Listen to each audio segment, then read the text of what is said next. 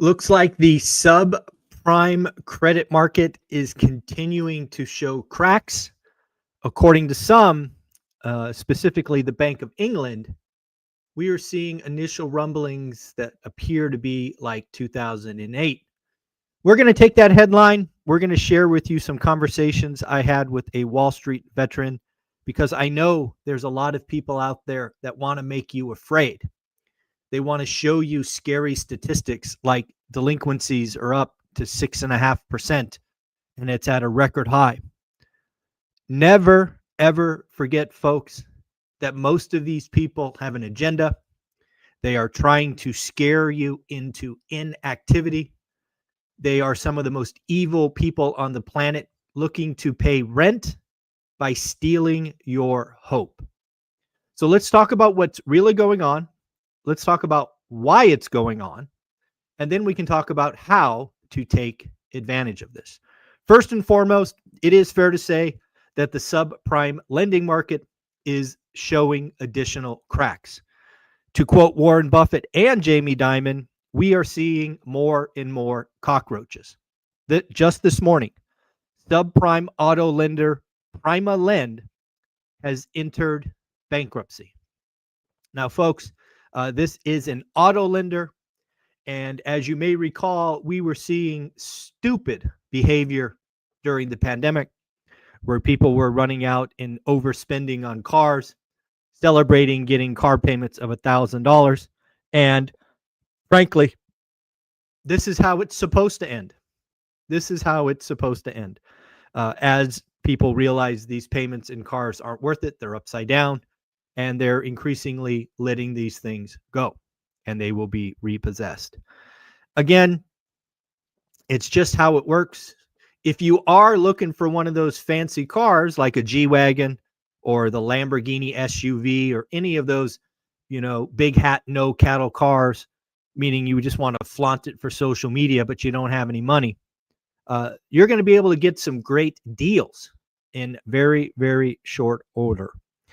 Let's talk about what the Bank of England is saying. The Bank of England has said, and this was yesterday before this bankruptcy, recent turmoil in private credit. Pay attention to that word because we're going to talk about that in a minute. Private credit markets have worrying signs of 2008 subprime crisis. Notice how in the same sentence they say private credit and subprime. I want you to understand those are two different markets. If we go back to 2008, it was kind of all one big bundle. No underwriting, no pulse. There were dogs getting mortgages. You guys remember 08. What we've seen since bank regulations and the market we're in today, subprime, which is category here, kind of like the C level, is actually the strongest it's ever been because the underwriting is the best it's ever been. According to a 12-year Wall Street veteran who plays in the credit market, he says that the subprime of 2025 is not the subprime of 2008. So I asked him, what is the subprime of 2008? And he said, watch private credit. So what has happened in the market with free money is there's now a category below subprime. So think about it.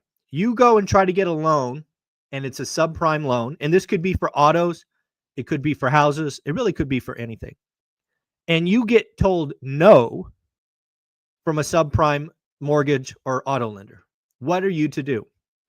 Well, in a market of free money, in a market of $9 trillion in excess M2, right, money supply, you go to private credit, aka shadow banking, right? These are lenders, these are Wall Street, these are private institutions that aren't regulated by bank charters.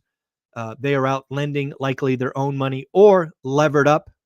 So this is what we're looking for, is how levered is private credit.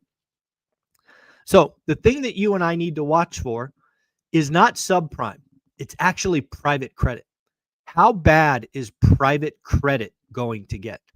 And then the last thing that was really interesting to me was how big is private credit? Because again, having thrived, having crushed it in the '08 crisis, I am all about it. If I get another opportunity to triple our portfolio, just like we did in '08, I am here for it. But what he tells me is the private credit market is about 1/3 the size of subprime. Today, standing at about 600 billion, where subprime was about 1.8 trillion in '08. But he goes on to say that it's even worse.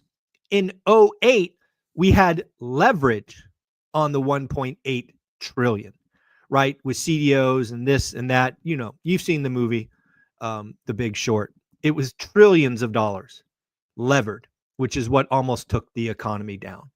That does not exist at the same scale or level today in private credit. So yes, private credit might suffer a, I don't know, a 10%, 15, 20% loss, but it is not going to be something that requires rates go to zero, a big TARP bill being passed to save the economy. So there will be pain. There will be more bankruptcies. There will be more fraud. But don't get it twisted. Just because some doomer who was involved in '08 is telling you that this is going to be bigger than '08, don't believe it. The raw material to make that happen is not there, and they're lying to you for clicks. Other things that I've seen go on today, let's talk about some earnings. We actually got some earnings that I thought were interesting. Netflix matched on revenue, missed on earnings.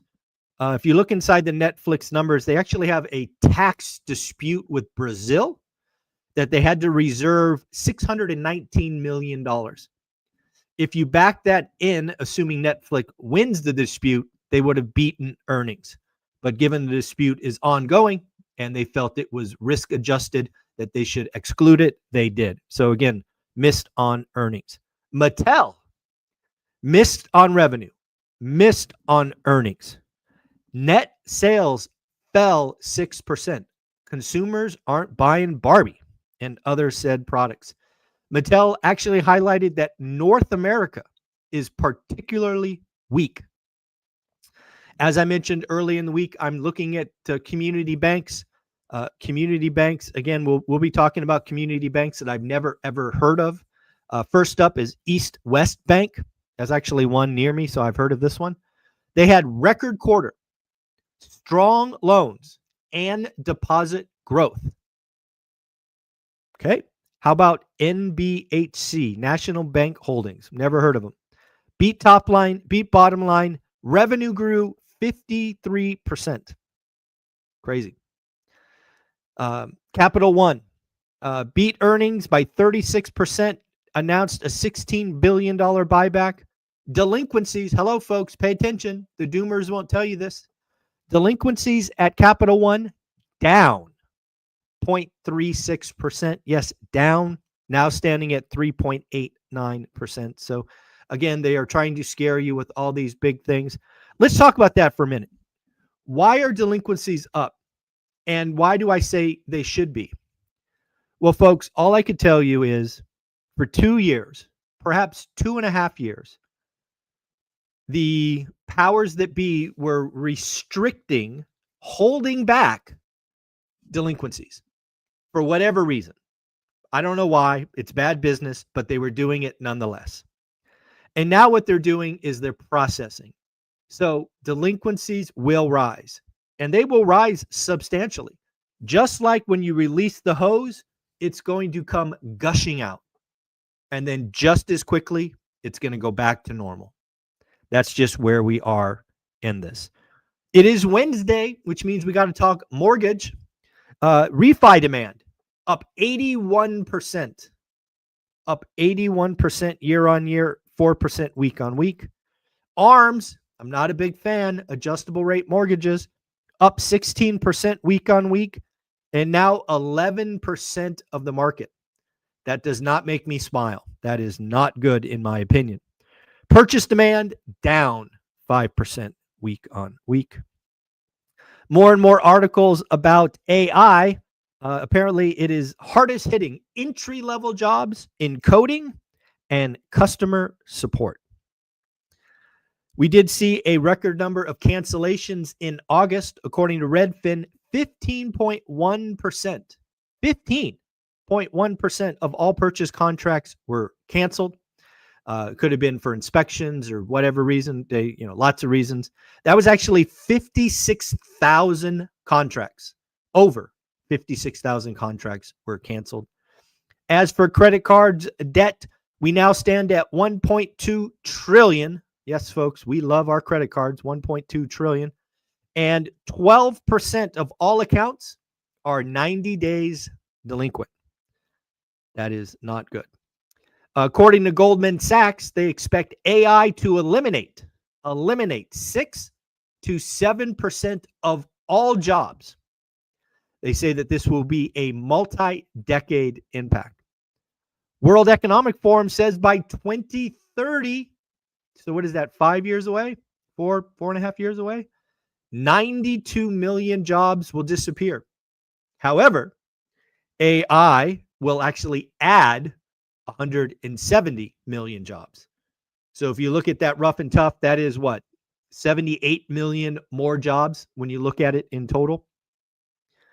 UBS is warning that the recession odds are at a staggering 93%.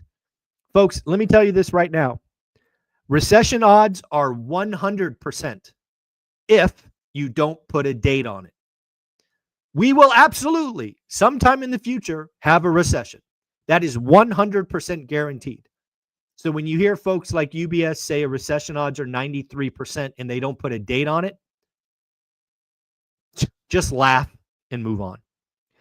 As of right now, 85% of all S&P 500 firms that have reported earnings are beating. That is actually the highest percentage in 4 years. And then last thing I saw is gold appears to be on the downside. It's lost about 8% from its peak.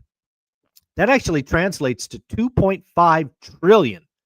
The gold market is quite big. $2.5 trillion in market cap lost. Folks, don't forget to join School. The URL is right there on the screen, school.com/ORaaT, one rental at a time. That's what it stands for.